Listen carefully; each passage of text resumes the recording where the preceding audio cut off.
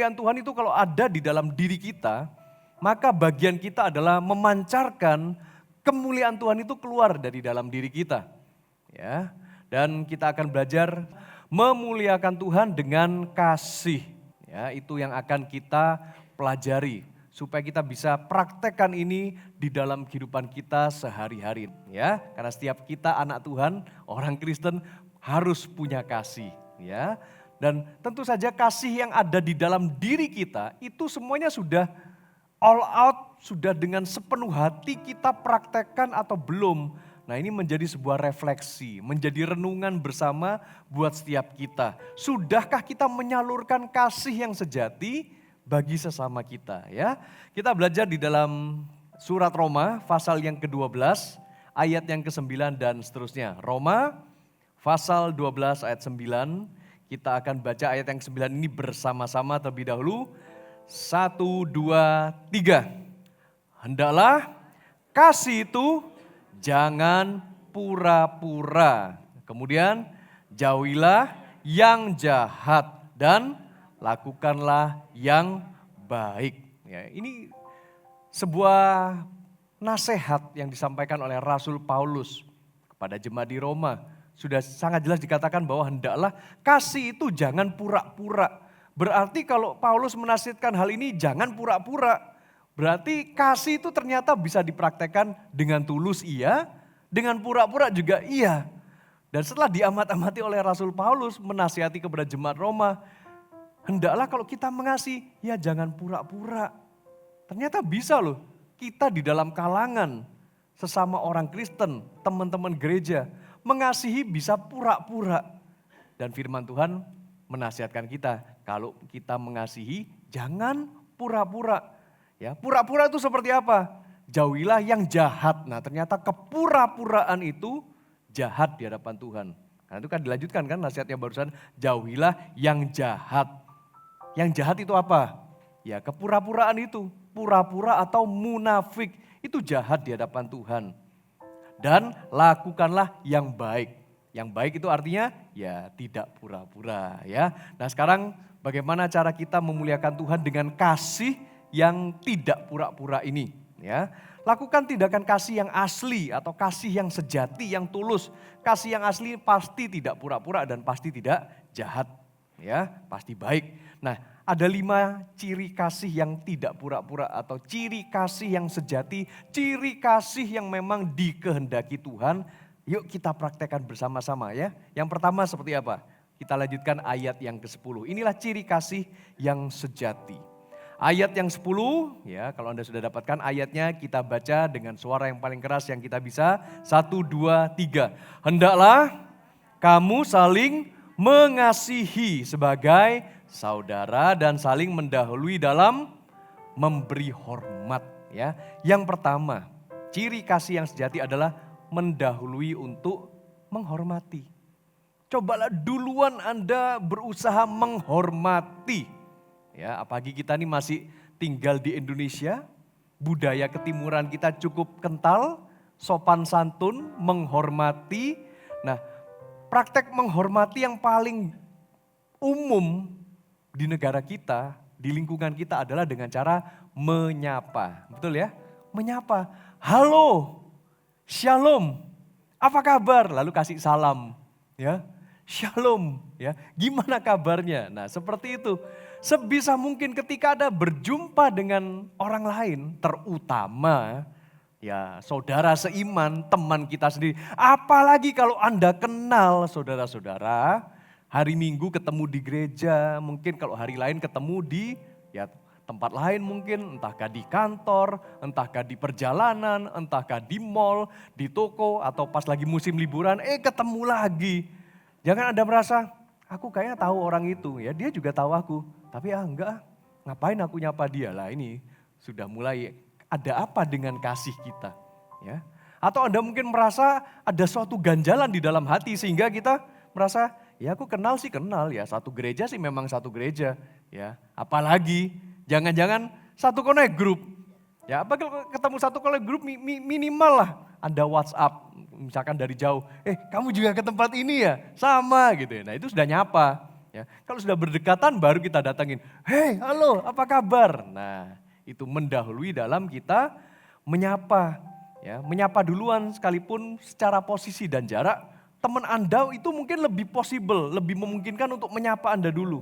Tetapi paling tidak, kalau kita tuh punya kasih yang tidak pura-pura, ya kita gak ada perasaan buruk terhadap dia, kita juga gak ada apa ibaratnya, tidak ada kerenggangan di dalam hubungan, ya nyapa aja kenapa gitu ya.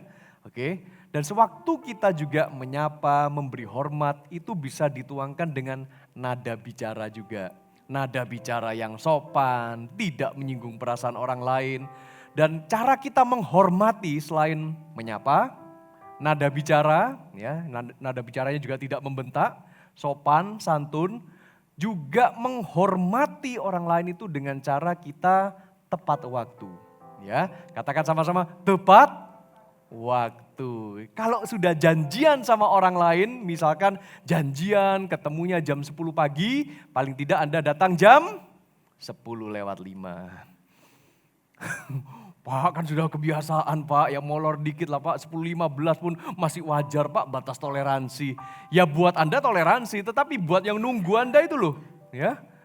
Ya sekalipun mungkin Anda tahu, tapi Pak teman yang janjian sama saya ini sekalipun ngomongnya jam 10, tetap aja pasti 10:30 dia baru nongol. Ya saya juga rada terlambat sedikit kan enggak apa-apa Pak. Ya sebisa mungkin ayo kita belajar memiliki kasih yang tulus, yang sejati ya. Kecuali kalau memang ternyata di perjalanan ada halangan, Anda yang terpaksa terlambat sedikit, ya sudahlah ya. Tetapi sebisa mungkin sebelum waktunya janjian, 5 menit sebelum, 10 menit sebelumnya, Anda sudah muncul. Itu namanya menghormati. Mari kita lakukan yang pertama ini, mendahului untuk menghormati sesama kita. Oke, yang kedua, ciri kasih yang sejati. Bisa langsung dipraktekkan loh ini ya. Ayat yang ke-11, saudara-saudara. Ayat yang ke-11 dikatakan demikian. Kita baca bersama-sama firman Tuhan 1, 2, 3. Janganlah hendaknya kerajinanmu kendor. Biarlah rohmu menyala-nyala dan layanilah Tuhan. Ciri kasih yang kedua itu adalah kalau Anda punya kasih yang sejati, kasih itu akan membuat roh Anda menyala-nyala supaya Anda itu bisa rajin melayani Tuhan. Oke, ini kabar baiknya. Anda suka melayani Tuhan? Ya, Anda cinta sama Tuhan Yesus? Ya karena di dalam diri kita tuh ada kasih. Dengan kata lain, bahan bakar untuk melayani, bahan bakar untuk kita bisa melayani Tuhan, itu adalah kasih. Kalau kita gak punya kasih yang sejati, Anda berusaha melayani, Anda akan burn out. Anda akan capek sendiri, Anda akan lelah. Karena itu kadang-kadang kok ada ya, entah itu anak muda ya dan juga ya orang-orang yang sudah lama dalam ladang pelayanan. Kelihatannya pakai seragam pelayanan. Kelihatannya memang sudah punya jabatan pelayanan, pengalaman pelayanan. Tetapi kalau diperhatikan benar-benar, cara melayaninya itu seperti tidak ada gairah. Ya melayani sekedar datang, ya datanglah melayani. Tetapi yang dikerjakan itu kok ya ada aja masalahnya, ada aja ngomelnya.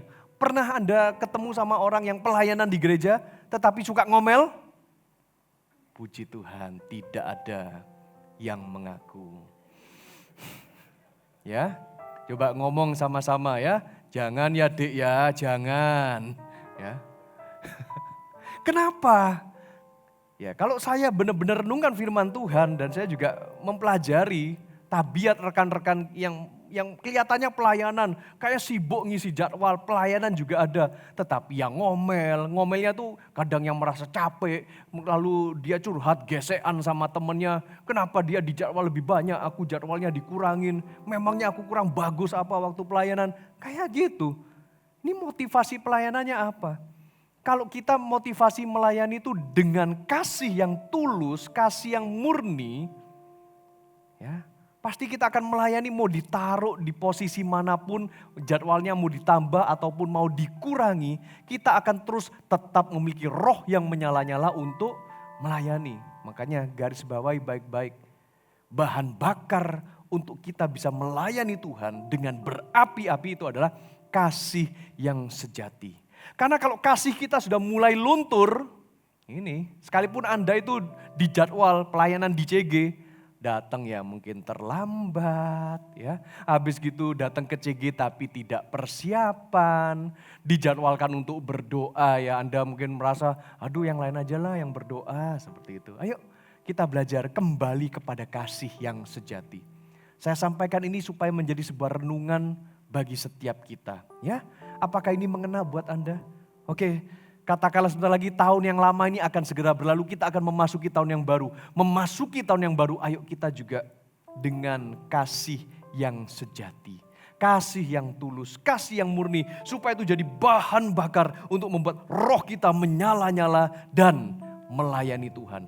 Kalau sepanjang tahun ini, mungkin Anda belum terlalu banyak ambil bagian pelayanan. Buat komitmen di hadapan Tuhan. Sebentar lagi kan pergantian tahun ya. Kita buat resolusi pergantian tahun. Katakan di hadapan Tuhan, Tuhan, aku mau memuliakan Tuhan dengan kasih yang sejati.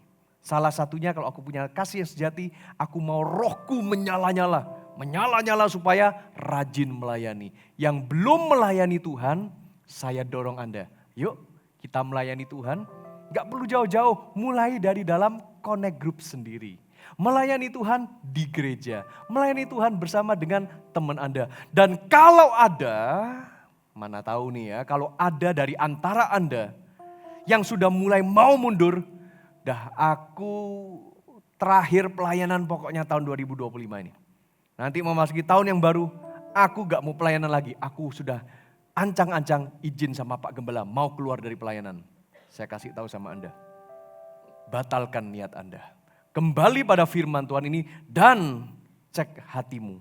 Apakah kasihmu sudah mulai kering?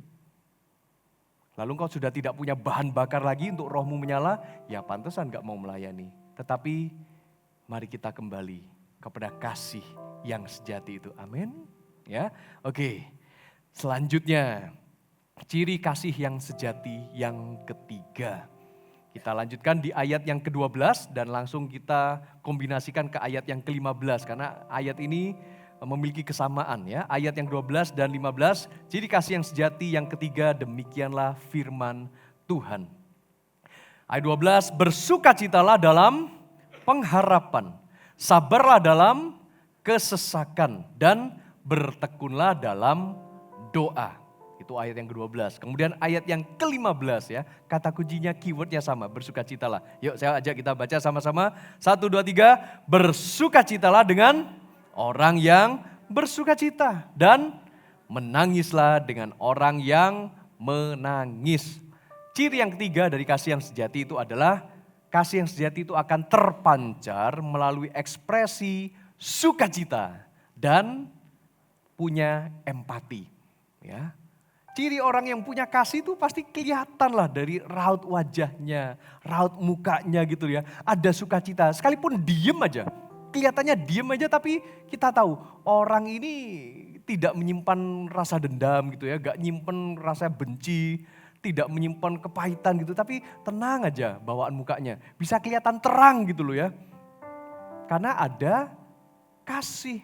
Karena dia memancarkan sukacita. Apalagi kalau dia ketawa, ketawanya tuh pasti ketawa yang lepas. Ya, ketawa yang tidak dibuat-buat. Tetapi ketawa yang juga tulus. Itu orang yang punya sukacita.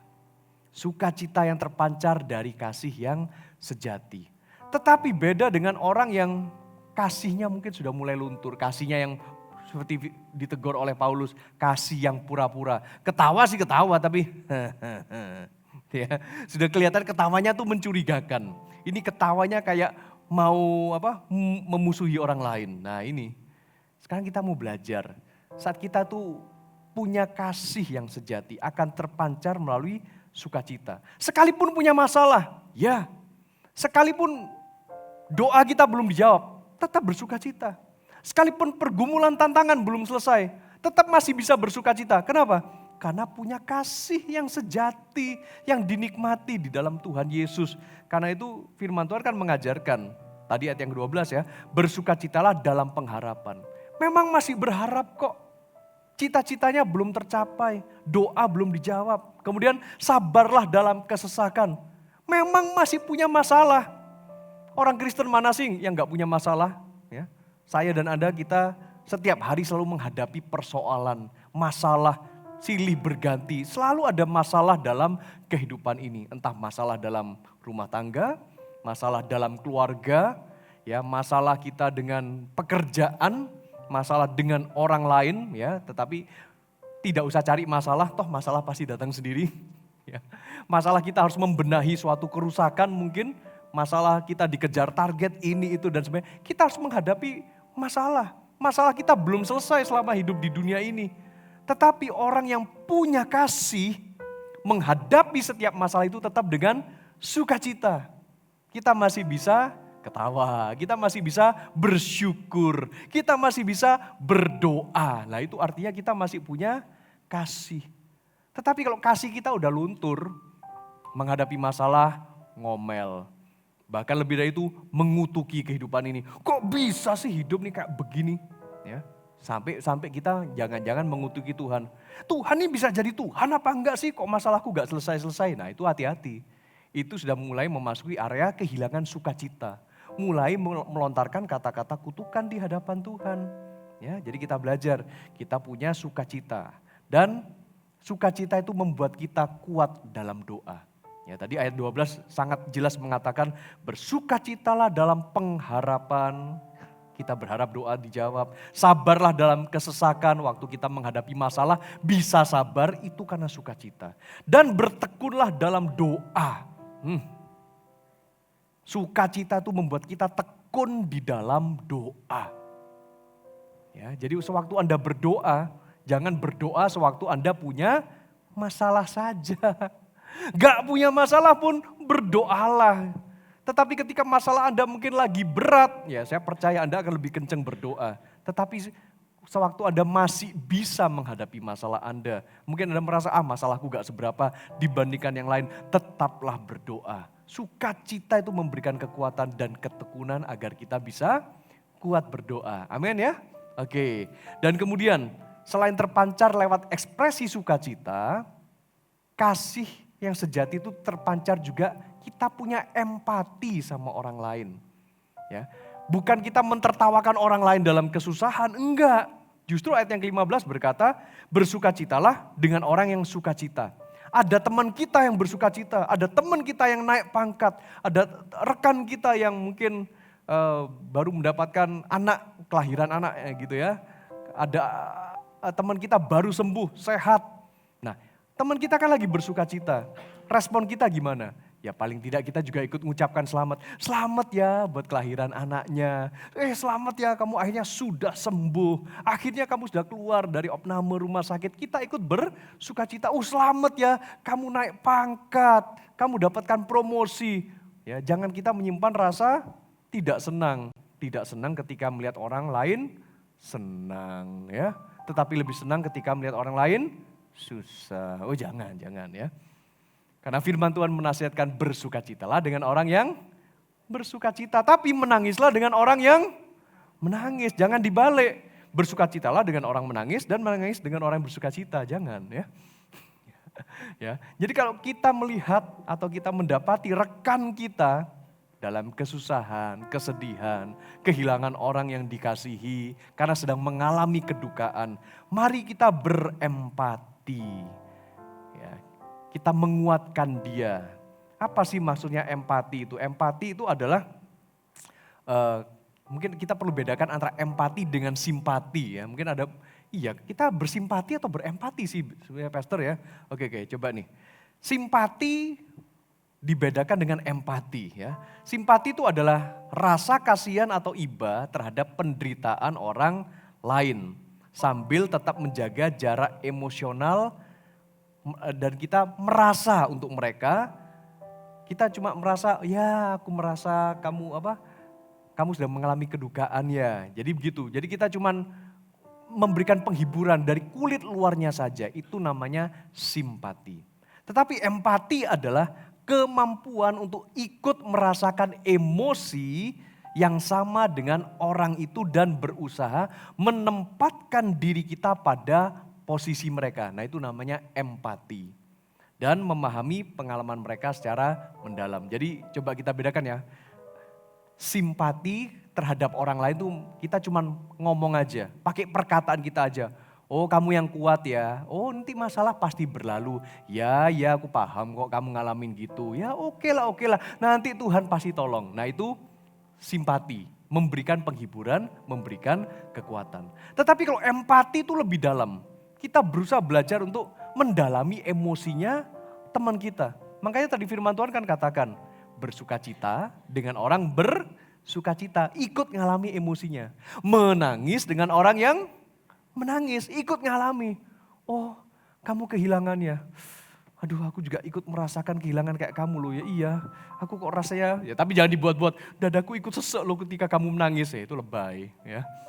Ya tetapi kita ngomong, iya waktu kamu mengalami kedukaan seperti ini, kamu kehilangan orang yang kamu sayangi, aku juga pernah mengalami waktu itu. Nah kita ikutan cerita. Ya, jadi kita ikut mendalami emosinya dia. Ya, jadi kita belajar ketika kita punya kasih yang sejati, tunjukkan itu, ekspresikan itu. Yang pertama dengan cara bersukacita ya iya, sukacita pada tempatnya.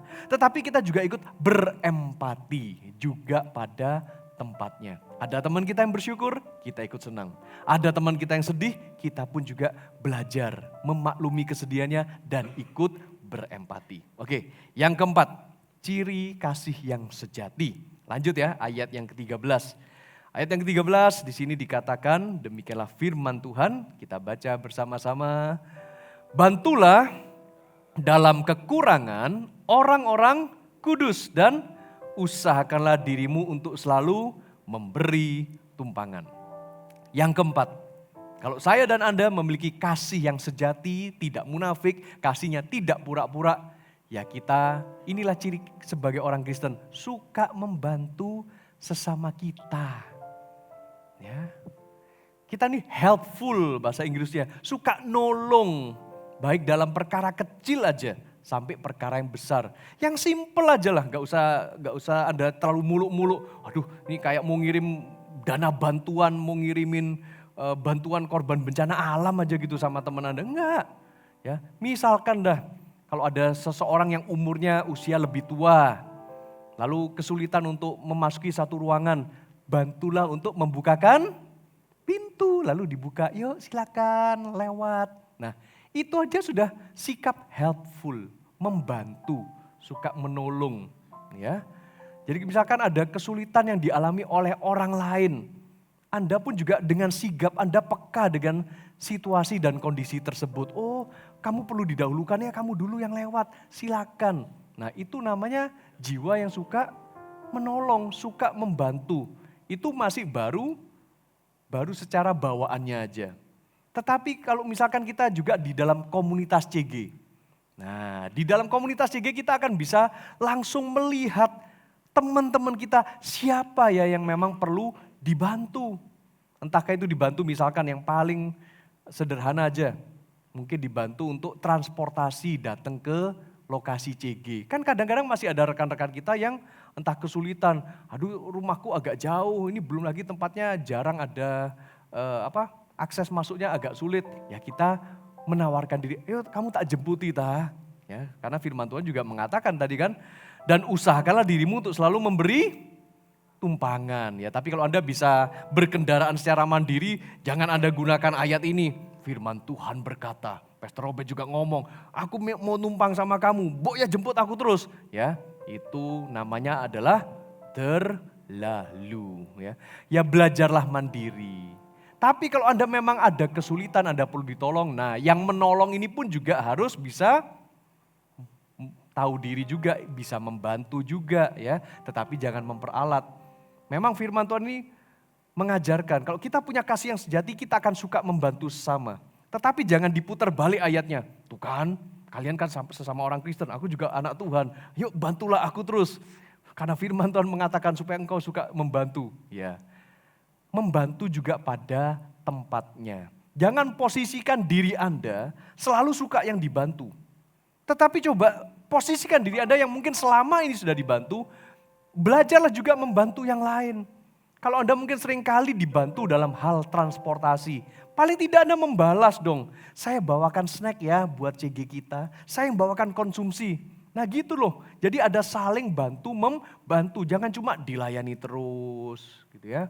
Misalkan lalu Anda punya kesulitan secara finansial, lalu Anda mengharapkan bantuan juga dari rekan-rekan Anda, tolong dong aku lagi kesulitan ini secara ekonomi, gak ada yang mau nolong aku ta. Lalu Anda bikin pengumuman kayak begitu, ya. Paling tidak berikanlah donasi, nomor rekening saya, lalu Anda masukkan di grup WhatsApp. Gak usahlah sampai begitu, ya. Tetapi andai kata Anda juga menerima bantuan dari teman-teman Anda, gantian Anda mikir, aduh teman-teman CG saya ini sudah banyak nolong saya mau nolong apa ya buat mereka. Nah gantian gitu loh. Misalkan Anda punya kemampuan untuk memasak, karena Anda selama ini sudah ditolong sama teman CG Anda. Ketika Anda punya kelebihan masakan Anda, pastikan yang enak ya, dan yang juga bukan masakan kemarin ya. Kirimkanlah juga kepada teman-teman CG Anda supaya mereka merasa, oh orang ini dibantu ternyata tahu diri ya, tahu balas budi. Nah kayak begitu. Jadi kita nih dalam hubungan tidak saling menyimpan rasa gak enakan. Tetapi ada kasih yang saling berbagi. Ditolong dan Anda juga ikut menolong. Amin, saudara-saudara. Saling membantu satu dengan yang lain. Ya, ketika Anda mungkin lagi pas-pasan, gak ada kerjaan atau kehilangan pekerjaan. Mungkin teman Anda juga atau Anda yang membantu mencarikan pekerjaan. Ini juga sebuah tanggung jawab loh. Ya. Jangan sampai ketika Anda direkomendasikan dapat pekerjaan, lalu Anda kerjanya gak baik. Bantulah teman Anda juga yang sudah merekomendasikan pekerjaan buat Anda. Supaya Anda tidak jadi batu sandungan ya. Oke, itu kita belajar membantu banyak hal waktu kita membantu di dalam konteks CG. Ya termasuk kalau Anda datang tepat waktu di dalam acara CG. Anda juga bantu bersih-bersih rumah. Ya, supaya tuan rumah yang buka rumahnya untuk CG, mereka pun juga merasa tertolong. Iya ya aku gak sibuk bersih-bersih sendiri, ternyata ada anggota CG yang juga suka yang bantuin nanti nyapunya dulu, kayak ngepel atau pulangnya belakangan bantuin cuci piring dan sebagainya. Itu akan membuat penyelenggara CG-nya tempat yang ketempatan itu cukup terbantu karena kita punya kasih yang sejati. Ya, oke karena itu kalau Anda mau mempraktekkan saling membantu ini luas sekali contohnya dan pengalamannya, bergabunglah di dalam CG. Memang CG kita masih libur sampai minggu depan ya. Tetapi mari mulai tahun depan ini lebih rajin lagi kita berkomunitas dalam CG. Supaya kelihatan kasih yang sejatinya itu seperti apa. Ya. Oke berikutnya. Ciri yang kelima, yang terakhir dari kasih yang sejati, yaitu di ayat yang ke-14. Ya. Demikianlah firman Tuhan ayat 14 dari Roma pasal 12, demikian firman Tuhan, berkatilah siapa yang menganiaya kamu. Berkatilah dan jangan mengutuk. Ya, sangat jelas ciri yang kelima ini adalah memberkati dan tidak mengutuk. Karena setiap kita anak-anak Tuhan, saya dan Anda sudah dilahir barukan oleh Roh Kudus. Termasuk lidah dan bibir kita pun juga sudah dikuduskan. Hati-hati kalau kita ngomong. Ya, dan khususnya memberkati dan tidak mengutuk ini kaitannya sangat kental dengan perkataan kita.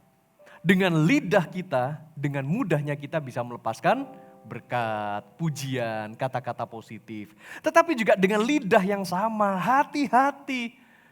Sadar atau gak sadar, kita bisa melepaskan kata-kata negatif, amarah, termasuk kata-kata kutukan. Jadi di bagian yang kelima ini, ciri yang kelima dari kasih yang sejati ini kaitannya sangat kuat, sangat erat sekali dengan perkataan. Berkatilah dan jangan mengutuk. Ya, apalagi di sini dikatakan kadang dalam kondisi kita tuh dihina sama orang lain. Tapi orang lain itu loh yang sudah menghina aku. Orang lain itu yang suka cari gara-gara sama aku, ya aku keceplosan, aku terpaksa ngomongin dia, kamu ini kurang ajar, misalkan gitu kan. Ya, tapi mari kita belajar untuk memiliki kasih. Kasih itu akan mikir jauh-jauh, jangan sampai lewat perkataanku ini sekalipun aku disakiti, jangan sampai aku membalas dengan kata-kata kutuk. Ya. Karena kadang-kadang dalam hidup ini, hati kita akan sering tersakiti. Nah, tetapi sakit hati dalam diri kita itu sebetulnya bisa difilter, bisa disaring kok. Jangan sampai semua perkataan orang itu kita makan semuanya. Mungkin kita difitnah, oh ini kita ini mendapatkan suatu pekerjaan, oh ini pasti karena ada relasi tertentu dengan atasannya, lalu kita dicurigai, kamu ini bisa beli mobil baru, jangan-jangan kamu korupsi. Kan kita jadi beban pikiran kita, lama-lama kan jadi sakit hati. Loh aku nih loh, sudah kerja baik-baik, aku loh kerjanya jujur, gitu masih dicurigain sama orang lain. Nah saudara-saudara, gampang sekali untuk kita sakit hati terhadap perkataan orang lain. Tetapi firman Tuhan mengatakan, berkatilah siapa yang menganiaya kamu. Entah itu dianiaya lewat perkataan, lewat fitnahan. Fitnahan itu bisa menganiaya kita loh ya, betul ya? Tetapi firman Tuhan mengajar, berkatilah siapapun yang menganiaya kamu. Dijelaskan lagi, ditegaskan, berkatilah dan jangan mengutuk. Ya udahlah, aku lepaskan berkat buat dia, biar kerjaannya dia lebih sukses, kerjaan dia lebih berhasil, jangan sampai dia ngata-ngatain orang. Kan lebih baik begitu. Hati kita pun juga plong, ya. Apalagi misalkan ada orang atau rekan yang berbeda iman, tidak seiman sama kita. Seberapa banyak yang mengejek Anda karena Anda percaya kepada Tuhan Yesus. Ya. Di awal-awal pertobatan saya, ketika saya memutuskan untuk mengikut Yesus, menerima Yesus sebagai Tuhan dan Juru Selamat. Ya teman-teman kuliah saya, ya teman kerja saya, ada aja yang menghina, ada yang mengejek. Apalagi dalam kondisi waktu itu di kantor bersama kan dari kalangan berbeda agama pun ngumpul di ruang makan.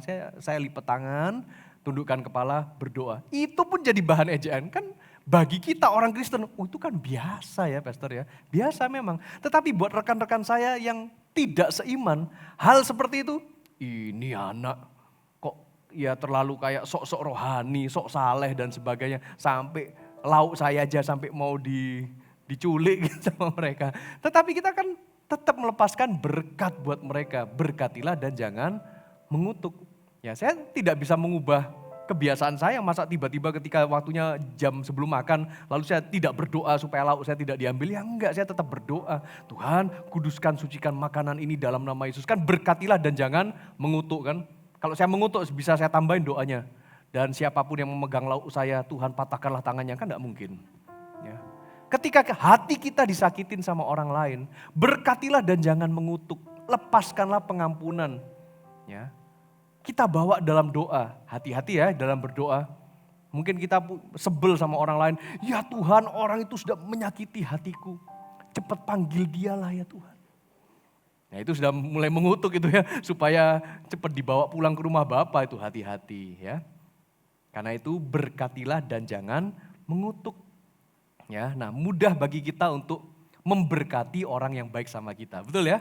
Kita lepaskan kata-kata yang baik, kata-kata berkat buat orang yang bantu kita, yang memberikan kita sesuatu. Terima kasih ya, nanti usahamu makin diberkati. Kamu nanti makin kaya, kamu tetap sehat ya. Kamu pasti makin cantik, ganteng, awet muda. Pasti kata-kata gitu gampang kan, kalau orangnya baik sama kita. Coba kalau kita ketemu sama orang yang gak baik sama kita, mau melepaskan kata-kata berkat, agak sulit kayaknya. Tapi mari kita belajar, karena itulah kita perlu punya kasih yang tidak pura-pura. Ya, oke, jadi kita sudah mempelajari 5 ciri kasih yang sejati untuk kita memuliakan Tuhan. Ya, kita review lagi. Yang pertama tadi adalah kita coba nanti langsung praktek ya, mendahului untuk menghormati. Kita berikan salam dulu, kita nyapa dulu kepada rekan-rekan saudara seiman dan siapapun mereka. Lalu kalau kita punya kasih yang sejati, pasti itu akan jadi bahan bakar. Roh kita menyala-nyala untuk rajin melayani Tuhan. Kita melayani lebih lagi dan jangan mundur dari pelayanan. Ya. Lalu yang berikutnya, kasih yang sejati itu akan membuat kita tuh bersuka cita dan juga empati sama orang lain. Yang keempat, kalau kita memiliki kasih yang sejati, kita pasti akan rela untuk kita membantu sesama kita. Dan yang kelima, kasih yang sejati akan mengontrol perkataan kita, lebih suka memberkati dan tidak melepaskan kutuk. Ya. Saya mengajak Anda semua jemaat Gereja Mawar Syarun Kampus Kebalan Kerto khususnya, muliakanlah Tuhan dengan menunjukkan kasih yang tidak munafik. Karena kasih itu jangan pura-pura. Coba katakan sekali lagi dengan saya, kasih itu jangan pura-pura. 1, 2, 3. Kasih itu jangan pura-pura, yang penting prakteknya ya. Dan yang sanggup untuk mengasihi dengan tulus atau tanpa kepura-puraan hanyalah orang yang sudah menerima dan mengalami kasih dari Tuhan Yesus. Ya, Anda semua sudah mengalami kasih dari Tuhan Yesus? Amin ya, pasti ya.